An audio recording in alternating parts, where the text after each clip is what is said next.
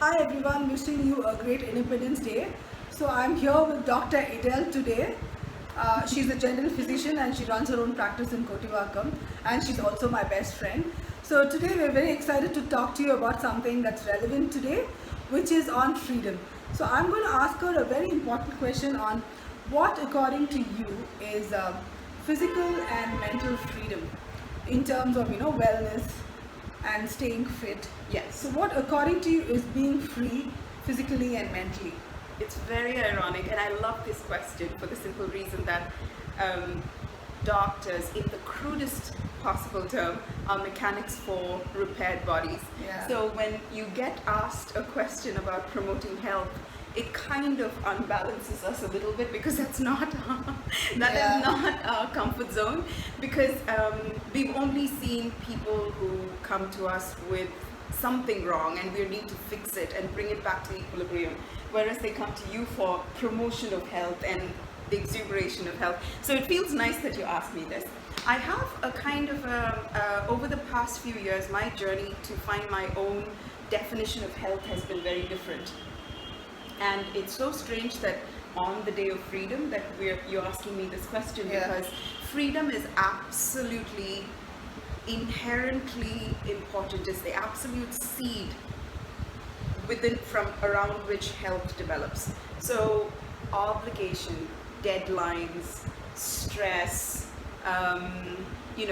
fear of losing out, which we always, fear of missing out, isn't it? FOMO or something. This stress that we put on ourselves under, this competitive spirit that we feel. These are all complete antitheses of true freedom, I feel. Like, if I have to have a bigger house to feel happy compared to your house, if I have to fill it up with more jewelry and only then I can feel happy, that is not real freedom, But I guess these days everybody is running after something that doesn't exist. Yeah. And then there is stress that doesn't exist, which people actually fall in, because it's all psychosomatic. Yes. In the end. Yes. So there's basically the relevance of physical health is directly related to the way your mental health is. So they stress about something that doesn't exist and in turn hurt themselves physically. Yes. So how do we actually detoxify ourselves physically and thereby we're mentally free? Number one, I think it's different roads that lead to that destination. Number one, we need to come to our own peaceful conclusion that there is room enough for everyone. Yeah. That all of us are unique, and all of us are needed and relevant and vital for the workings of this universe. I don't know how we reach that point, but we need to reach that point. Maybe in spite of, maybe because of what we do, maybe in spite of our relationships, maybe it's because of some great thing we did, maybe because of some illness, maybe because of a malformation in our body, maybe because of some challenge that we overcome, whatever the route, through religion, through philosophy, through therapy. I don't know how we're going to do it, but let's come to number one, the place that there's only one of me. Yeah. I am vital. I'm as unique as the next person, and I am absolutely perfect just the way I am. Yeah. And I think that's something that all of us is like uncomfortable, because there's so much of comparison that I feel inadequate because somebody else is doing better. And so we are never ourselves, and I think till the end of our life we're always comparing and feeling inadequate. So basically, for us to feel physically and mentally fulfilled, like you said, I think we need to first accept ourselves as we are. And I don't know how that comes from. It's going to come from different routes. It's going to come through some dialogue you watch in a movie, some line you read in a book, a conversation you have with a friend. But that should be the goal. The goal that everyone can be unique and we are also unique. The comparison is the root of all. The minute we start comparing, the minute, anything, comparison about anything, it's just a recipe for lack of freedom, number one.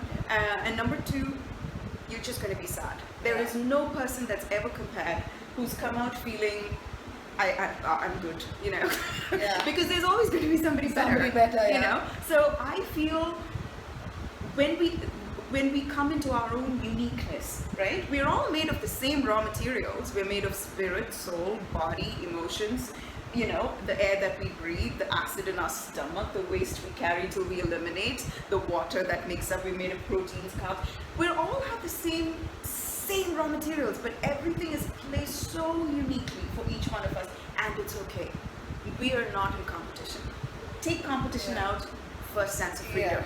And the truth of the matter is, I genuinely, this is because this has been my journey as well, and I know it's been your journey as well. I don't know, because I have been taught to compete with, if not anybody actually there, one imaginary person that I have to keep performing for, right? Some audience I'm always juggling, and look at me, clap for me, and it's endless. And even if I do get a compliment from somebody, even if I do feel sense of fulfillment, there is this sense of somehow I'm lacking, and I never get satisfaction. You can't probably accept a compliment. Somebody says, "Hey, you look good," and you're like, "She must be lying." Oh my God, I say this all the time about her, and she never believes me. You can never accept a compliment because we don't think regularly. So, doctor, to just tell people, because you are like the medicine field, but you have a versatile background to it. Like, you do yoga, and then you do like, you meditate a lot. You also are a salsa dancer. You've got a lot of things happening.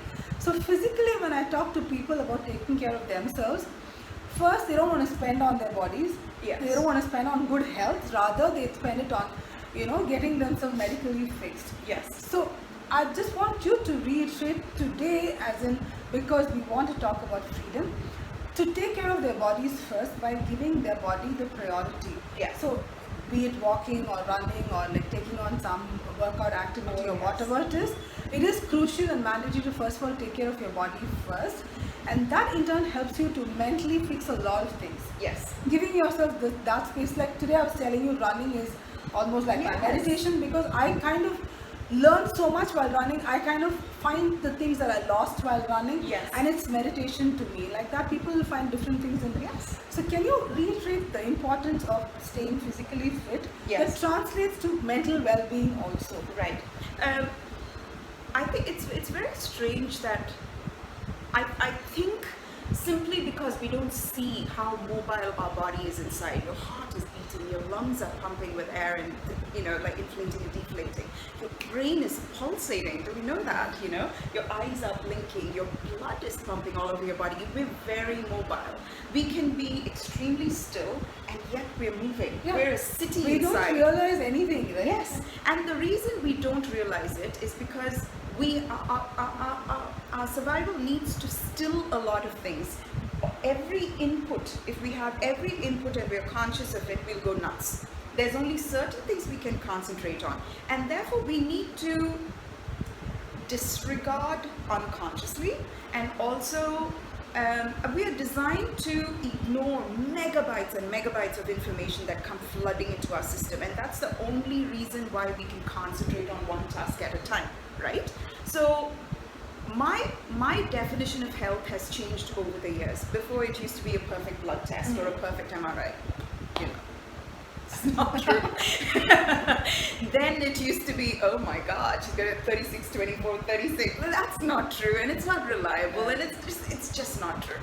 And then I went into this phase of, what does your waist look like? And then I understood that for me, health means I shouldn't feel my body. If I wanted to reach up to something, I should be able to reach up to it. Everything I wanted to do, I should do it without a sense of realizing my body that you're is actually limiting doing it. it. Yeah, my body is limiting me. And then that brought some uncomfortable questions into my consciousness, which is, I'm addicted to coffee. I do feel a little bit proud of it. I don't know why. I am too, so happy. Yeah. So if I don't have coffee, I have a headache at night time, right? It's a horrible, horrible withdrawal headache. So I have to get up in the morning and have my coffee. So I'm addicted to something that is outside of me to keep me in equilibrium. Now imagine if I would, a friend of mine and we were talking about going to Cambodia for a 2-week trek.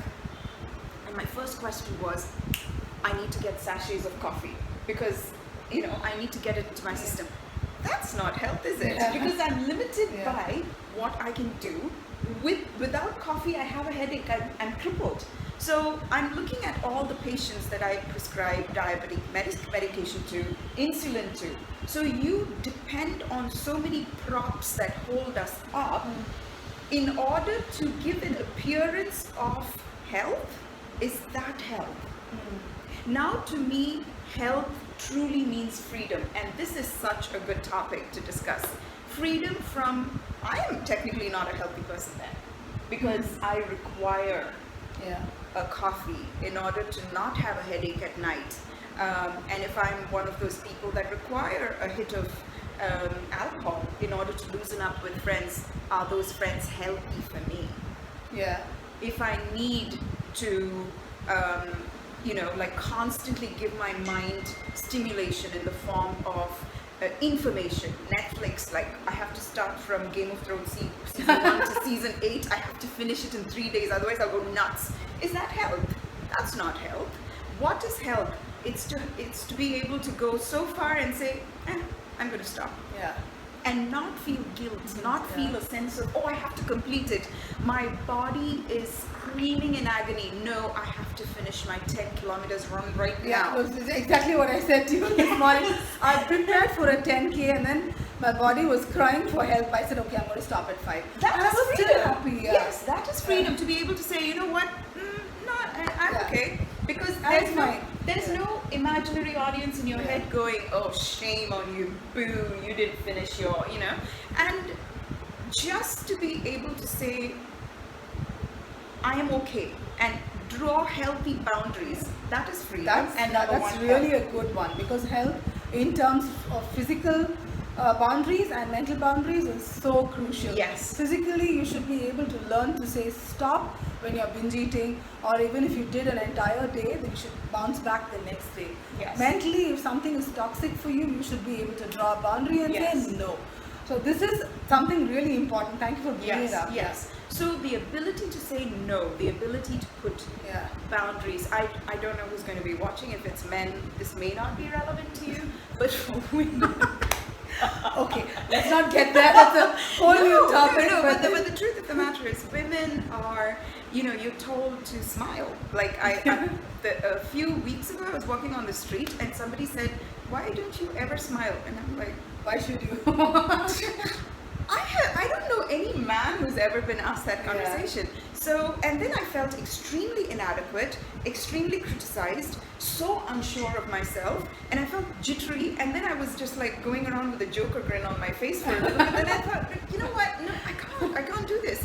So, what our ability to say no, and I took that as a very good learning experience, because I just thought, keep smiling like an innate idiot. I need a reason to smile. That's just who I am. I look like I've got a hanger in my mouth when I'm hanging out with Sheba, because she's my friend and I'm goofy with her. But I don't smile outside. Otherwise, I have no reason to. And then as women, we're taught to constantly not have boundaries. We're told that our value lies in, sorry, that's my phone. Okay. That's the most insane sound, isn't it? Okay, we're told that your value lies in sacrifice. And we're told that our value lies in our ability to let go, give up, be gracious, have good manners. We're not told to grab life by its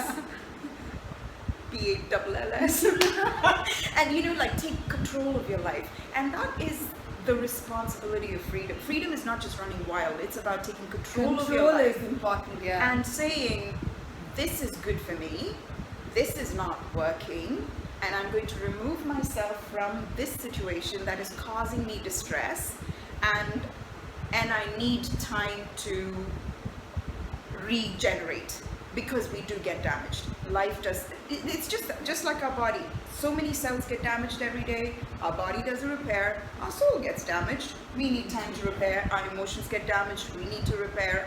Mentally we get exhausted. We need to repair. So health is the ability to, number one, be free enough to say no. Number two, not try to impress people by how far you can go around sacrificing, but by saying, oh, I need time to withdraw, and recuperate. There is no shame in repair. There's no shame in rest. These days I constantly say, oh, I'm so tensed up. Really? That's your claim to fame? I'm so tensed up. Oh my God, you sound like a horrible person. I don't want to come anywhere near you because you are transferring your tension to me and your stress to me. But I used to think that that's how I should be, constantly stressed, and oh my God, I have to. But I think we're also taught to constantly be on the move because you need to keep proving, having goals, trying to reach goals after goals after goals. We're not proving anything to anybody. So that stress is basically doesn't exist. It's artificial, and we kind of put ourselves through it. Yes, because we want to fit in. Yeah. No? Because otherwise you just look like a, you don't have any. But we still don't fit in. What if you finish achieving a goal and then you still don't fit in? No, that's the irony. Yeah, because the joy is in the journey. Yeah. It's not in the destination. So number one, freedom is the ability to say no, and knowledge is where you know, and wisdom is knowing why you're saying no. Not just I just want to be belligerent. Also when to say no. Not just being belligerent and rude and saying no. And third, knowing what is your definition of health. Health goes so close with rest. Our bodies were designed to move at speeds and then recoil, regenerate, and then go out again, and then come back. That's why we have homes. That's why we have homes to come back to. But we also have to ask ourselves questions like, what are we ignoring in our home?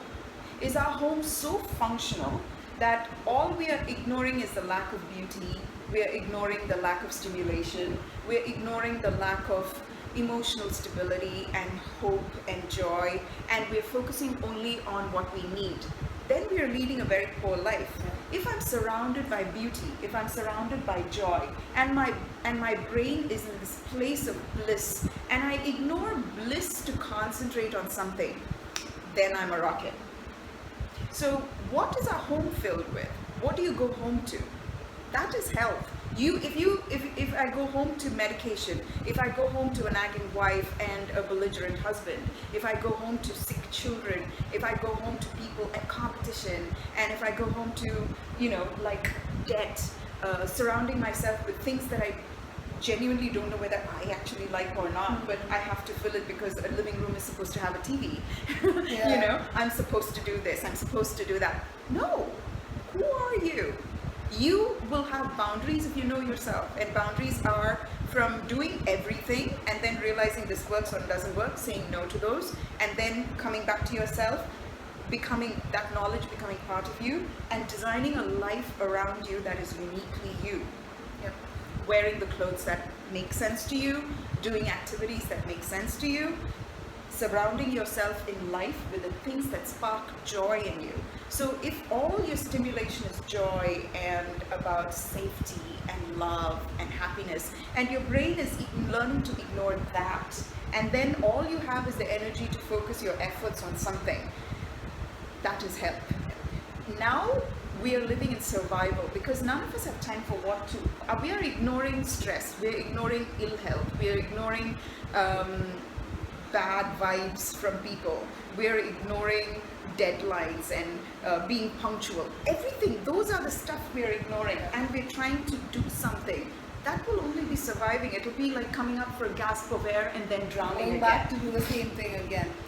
Now we need to know what makes you happy. It could be something as simple and beautiful as having a pet, a turtle, or a plant that you don't kill. I think plants you can kill very easily. Which is why I have plastic flowers here. So, or it could be artwork. I started this ages ago, I still haven't finished, but you finished many more. But I look at it and I feel happy. So what is it that, and creativity comes from a place of plenty, it does not come from a place of survival instinct. And no matter what you do, if you're ignoring pain, if you're ignoring, because I'm going to do this, it'll look good in a 5-minute montage of a song to make us feel good in a movie. It doesn't work in real life. We will tear off. So rest. And how are you resting? Like for instance, I can sit still for hours and meditate. That's comes naturally to me. She needs to run. Running is her meditation. For somebody, I saw a video and he says that he developed his art of sitting still and meditating, because he gets that quiet thing in his head when he goes base jumping. But you can't go base jumping every day.